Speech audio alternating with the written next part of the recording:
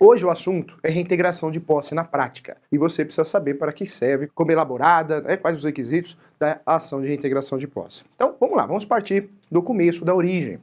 Quando falamos de reintegração de posse, é oportuno falar da origem. A ação de reintegração de posse vem das ações possessórias. Nós temos o Código de Processo Civil, inclusive novo. Esse Código de Processo Civil, ele traz o procedimento especial. No direito, nós temos o procedimento comum, procedimento especial e o procedimento de execução. O procedimento cautelar é um procedimento de urgência. No passado, no antigo código, ele tinha vida própria. Hoje não. A vida dele é curtinha, porque vai ocorrer a fusão com outro, ou procedimento comum ou procedimento especial, com outro procedimento, né? Então vai ocorrer a fusão. Fato é que o novo Código de Processo Civil manteve as ações possessórias como ações de procedimento especial.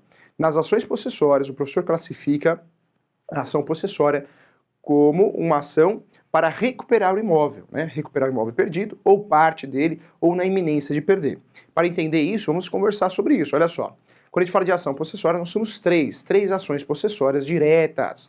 A primeira ação possessória é chamada reintegração de posse. Para ficar mais fácil, para ficar mais didático, é a perda da posse total. Tanto é que a ação de reintegração de posse pode ser chamada também de ação de esbulho possessório. Por que esbulho possessório? Porque, na verdade, é a perda da posse total. Então, sempre que eu penso, né, em uma medida judicial para recuperar a posse do imóvel, eu vou pensar na reintegração de posse. Mas eu preciso fazer prova da posse. Além de fazer prova da posse, eu preciso também provar que eu perdi a posse total, ok? No segundo momento, já falamos da ação de reintegração de posse. No segundo momento, nós vamos falar da ação chamada ação de manutenção de posse. Essa ação manutenção de posse é uma ação interessante, porque eu não perdi a posse total, eu perdi parte da posse. Então é uma ação de manutenção de posse que eu vou usufruir para conseguir recuperar a parte que eu perdi do imóvel, ou seja, a posse que eu perdi daquele imóvel. Eu não perdi o imóvel inteiro, né? Diferente da ação de reintegração de posse. Nós temos ainda um terceiro instrumento, que é o instrumento chamado também de interdito proibitório. Esse instrumento é um instrumento preventivo, ou seja, o meu cliente não perdeu o imóvel, ele pode perder a qualquer momento. Um exemplo clássico que eu dou em sala de aula é aquele exemplo, né, um pessoal de vermelho do lado de uma fazenda, gritando assim: vamos invadir sua posse, vamos invadir sua posse, vamos invadir sua posse. Professor, tem que esperar acontecer a perda da posse total ou a perda da posse parcial? Não, eu posso utilizar de um instrumento para prevenir. Ou seja, existe uma emissão de ocorrer, uma iminência de ocorrer, né?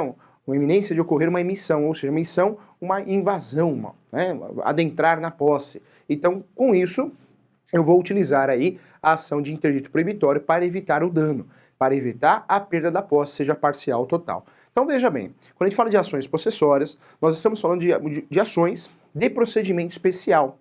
Procedimento especial são ações tratadas de forma especial. Por quê, professor? São tratadas em virtude de alguma alegação, né? Algum fundamento político, social, não interessa qual, mas fato é que o procedimento especial são ações tratadas de forma especial, ou seja, prazos diferentes, né? Requisitos diferentes. Então, quando eu falo de ação de procedimento especial, preciso tomar cuidado, porque normalmente tem algo de diferente, ok? Quantas ações possessórias nós temos no Brasil, segundo a legislação, professor? Ações possessórias diretas de procedimento especial nós temos 3. A primeira, ação chamada ação de reintegração de posse. A segunda ação, chamada ação de manutenção de posse. E a terceira ação, chamada de interdito proibitório. Essas 3 ações são as únicas exclusivas possessórias de verdade, chamadas pela doutrina como ação possessória direta, ok? O professor classifica também as ações possessórias indiretas. Hoje, em relação às ações possessórias indiretas, é oportuno esclarecer nós temos a ação reivindicatória, que o objetivo é o mesmo, recuperar a posse, mas o fundamento é outro. A ação reivindicatória, o fundamento é condomínio, e domínio que o professor fala é registro, ou seja, não adianta fazer ação reivindicatória com escritura pública e falar, olha aqui a prova do domínio. Não, domínio, quem acompanha a questão de direito sabe disso, não faz mais confusão, domínio é domínio, registro é registro, né?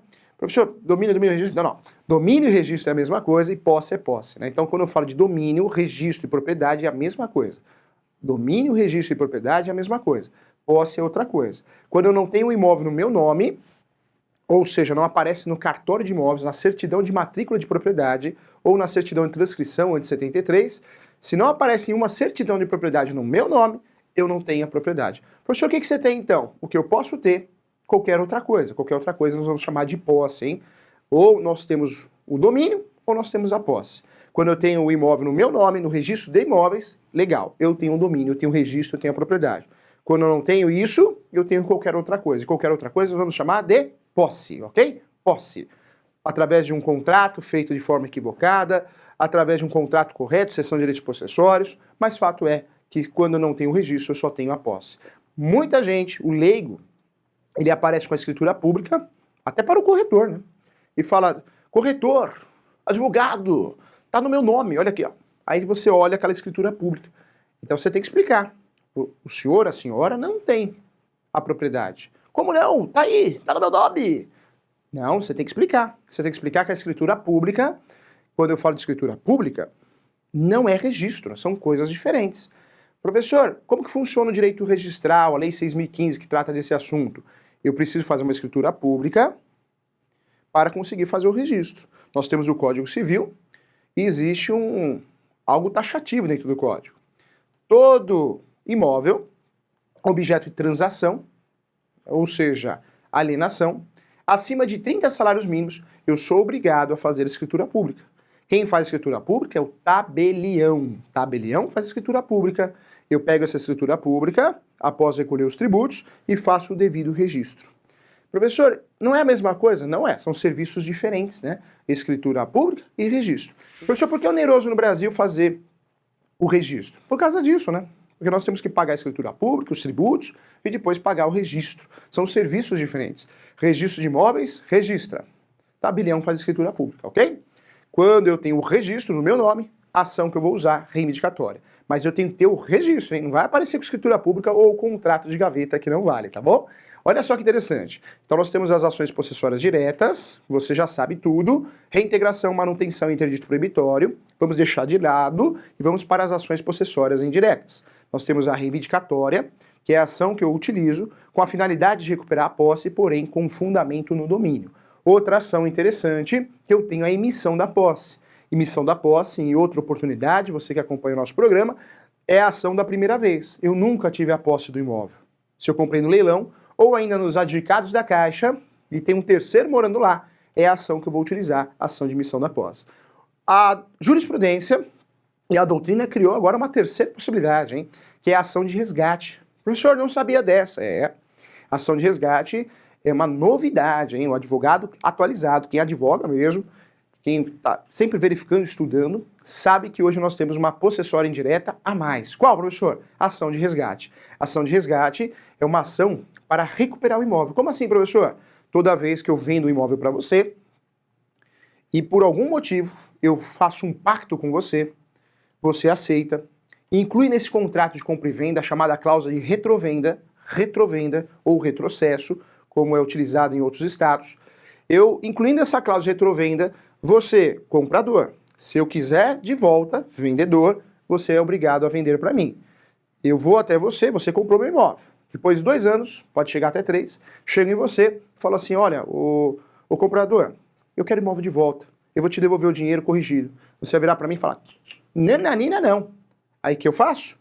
Vou te processar. Ação de resgate, tá? Ação de resgate está vinculada à cláusula de retrovenda, que é um adjeto especial, conhecido também como um pacto especial, ok? Quando eu falo da ação de resgate, por analogia, olha que interessante, hein? O direito atualmente muda toda hora, né? Uma mutação constante. Hoje essa ação de resgate deixa de ser aplicada somente nessa situação, no passado, e hoje começa a ser aplicada também em diversas situações. Quais, professor? Aquela situação que eu vendo o imóvel para você, você não transfere as contas de consumo para o seu nome, não transfere o IPTU para o seu nome, me gera uma multa ambiental, ou seja, eu vendi para você, mas você está me gerando prejuízo. Você fez até o registro no cartório, tudo certinho. Eu posso ingressar com uma ação de resgate contra você. Olha que mágica essa ação, hein? Deixa de ser uma ação aplicada só na cláusula retrovenda e começa a ser objeto também. É importante falar também, quando a gente fala de possessórias indiretas, falar das ações de direito de vizinhança, né? No direito de vizinhança, professor, eu nunca entendi direito de vizinhança. Vou explicar de uma forma didática para você. Direito de vizinhança vai se resumir em 3 S: saúde, segurança e sossego.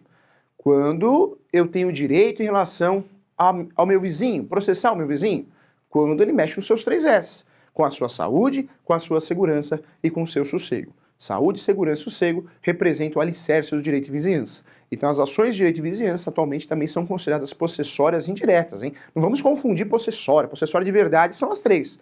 Mas a doutrina, de forma inteligente, encaixou essas ações perdidas no mundo jurídico como possessórias indiretas e a coisa ficou bem organizada e aí fica realmente mais fácil e didático de entender, tá bom? Outras ações importantes também que são reconhecidas como as ações possessórias indiretas, nós temos aí a ação de marcação ou divisão de área ou terra particular. É a ação do Bernardo de Mezenga. Lembra da novela O Rei do Gado, né? Um sujeito põe a cerca para lá, outro põe a cerca para cá, outro põe a cerca para aquela briga infernal. Qual que é a ação que vai acabar com isso? A ação que vai delimitar, retificar ou ratificar a metragem correta do imóvel, tá bom? Então essa é a ação adequada. Olha quantas ações nós temos. Mas vamos lá, olha que interessante. Voltando aqui. Professor, ação de reintegração de posse. Qual é o grande objetivo? Eu já sei que essa ação, ela é espécie do gênero ações possessórias de procedimento especial. Parabéns para você, hein? Quando eu falo de ação de reintegração de posse, vamos para a prática agora. Essa ação tem o objetivo de recuperar a posse total, também conhecida como ação de esbulho possessório. Eu posso usar os dois nomes, hein? Mas fato é que essa ação eu tenho que fazer prova da posse. Eu não posso fazer a ação possessória, muito menos a ação de reintegração de posse, sem provar que o meu cliente teve a posse. Nós temos o artigo 927 que trata sobre o assunto, 927 ou 922. Os artigos tratam do assunto de posse. E quando a gente fala de posse, para usar uma ação possessória, o primeiro ponto é fazer prova da posse. Professor, como que eu faço prova da posse? Eu faço prova da posse com diversas provas. Nós temos no direito 2 provas, as provas orais e as provas documentais. Quando eu falo de provas orais, eu estou falando da testemunha, do depoimento pessoal das partes, que é objeto de prova. E quando eu falo de prova documental, eu vou falar de 4 provas que eu posso usar para provar a posse. A prova em sentido estrito, que é tudo que é palpável, ou seja, documento, um contrato de gaveta, uma escritura pública, um formal de partilha, uma conta de consumo paga, multas ambientais. Mas eu também tenho outras provas, além das provas de documento em sentido estrito, que é a inspeção judicial do juiz, você pode pedir isso no processo, também posso usufruir da ata notorial, também posso usufruir da perícia. Então, no contexto de provar a prova, eu vou utilizar aí 2 provas do processo civil, as provas orais e as provas documentais. Provas orais, nós temos 2, testemunha e depoimento pessoal das partes, ou seja, do autor e do réu, e nas provas documentais eu vou utilizar todas as espécies dessas provas, que nós temos aí a prova documental em sentido estrito, a prova de inspeção judicial, o juiz levanta a bunda da cadeira e vai lá olhar, a terceira hipótese seria a perícia, e a quarta e última, a novidade do CPC, que é realmente CPC que eu falo, o Código de Processo Civil, o novo, que é aí realmente a situação da ata notorial lavrada por escritura pública por um tabelião, não é registrador que faz não, tá? Então cuidado. Para fazer uma ação possessória eu preciso provar a posse, hein? Se o meu cliente não tem a posse, o professor fala isso porque além de professor é advogado, atuante no direito imobiliário, se você não faz prova da posse, ó, já era, você vai perder essa ação. Você tem que provar, tá? Inclusive tá lá, tá escrito lá no Código Civil, né? Você, para usar a ação possessória, tem que fazer prova da posse, com essas provas do processo civil. Cuidado com isso, hein? Nós temos um conceito novo que o professor gosta muito, que é a posse alternada. Professor, o que é a posse alternada? Posse alternada é aquela posse que eu não tenho já faz um tempo. Eu não frequento o local já faz um tempo, mas eu frequento e faço prova que eu frequento pelo menos a cada 6 meses. Hein? Conceito muito inteligente. Nós temos diversos conceitos de posse e classificações. Posse direta, posse indireta, posse velha, posse nova, mas hoje, atualmente, começa a surgir conceitos novos. Isso é muito bom. É muito bom porque isso nos ajuda a realmente esclarecer diversas situações. E esse conceito novo, que vem do direito italiano e também vem do direito do Rio Grande do Sul, a posse alternada é sensacional, ou seja, eu tenho a posse alternada. O que é a posse alternada? Eu não moro no local, mas eu frequento o local. Cuidado também que muita gente fala bobagem em relação à posse, hein? Você pega, infelizmente, operadores jurídicos, advogados, que defendem isso, tá errado, hein? Você mora no local, aí a pessoa fala, não moro, então o senhor não tem a posse. Não é verdade, hein? Não existe isso. A posse eu não preciso morar no local, eu posso frequentar o local. Essa sala, o nosso estúdio da TV Cresce, não moro aqui, mas eu venho uma vez por semana aqui para fazer o questão de direito. Professor, você tem a posse? De uma certa forma eu tenho a posse. Em objeto de ação eu posso usufruir, talvez de um interdito proibitório. É uma realidade. A posse não é o ato físico, isso está lá dentro, não. A posse é o cuidado. Você toma conta daquele terreno, você toma conta daquela casa, você tem um cachorro, você leva a ração para esse cachorro, você troca o cadeado todo dia, você vai lá para fechar, para abrir, abre janela, pronto, você tem a posse, sim. Existe um conceito de posse, que é posse alternada, mas fato é que a jurisprudência classifica a posse como uso, e esse uso não precisa ser diário, né? É errado pensar assim, hein? Cuidado, a ação de reintegração de posse, a gente vê cada absurdo que dá até medo, hein? O sujeito invade o imóvel e ele ingressa com uma ação possessória contra o dono, né? Então, ó, segue o raciocínio do professor, invadir esse imóvel aqui, ó. Aí eu entro com uma ação, você dono que está nos assistindo, eu entro com uma ação contra você. Reintegração de posse. Um absurdo, hein? Um absurdo, hein? Por que absurdo? Porque a ação de reintegração de posse, o conceito é recuperar a posse. Como que eu vou recuperar a posse se eu mesmo invadir, eu sou um invasor, eu vou recuperar a posse de mim mesmo, né? Eu vou recuperar a posse sendo que eu invadi, que posse que eu vou recuperar? Quem tem legitimidade para propor essa ação? Quem perdeu a posse, tá? Então a gente vê cada absurdo. Inclusive, toma liberdade aqui, em um caso prático do escritório, um cliente nos procurou, inclusive não vou falar nome, por ética, mas o cliente nos procurou, e o que aconteceu? O advogado do invasor ingressou com uma ação de reintegração de posse. Não tem sentido, porque ele já tinha a posse. Qual que foi o resultado? Improcedência da ação. Tanto é que a orientação do professor foi nem se preocupar com a audiência, porque é uma ação perdida, não tem nexo, não tem lógica, né? Não tem nexo de causalidade. Então, infelizmente, é o que a gente vê por aí, né? Por isso, você que assiste Questão de Direito, faça isso, se qualifique, seja um bom profissional. A gente vê muito advogado, muito corretor, mas infelizmente a classe só quer ganhar dinheiro, não é assim, né? Tem que ser consequência, mas você tem que ser um bom profissional, tá? Então, não é a quantidade, é a qualidade, tá bom? Na sua vida. Desejo a você sorte, saúde, paz, amor e tudo de melhor dessa vida, tá bom? É o que eu mais desejo pra você. Parabéns por estar acompanhando Questão de Direito. Isso faz você diferente pela vontade de vencer, né? Vontade de fazer a coisa certa, tá bom? Um grande abraço, sucesso. Tchau, fui!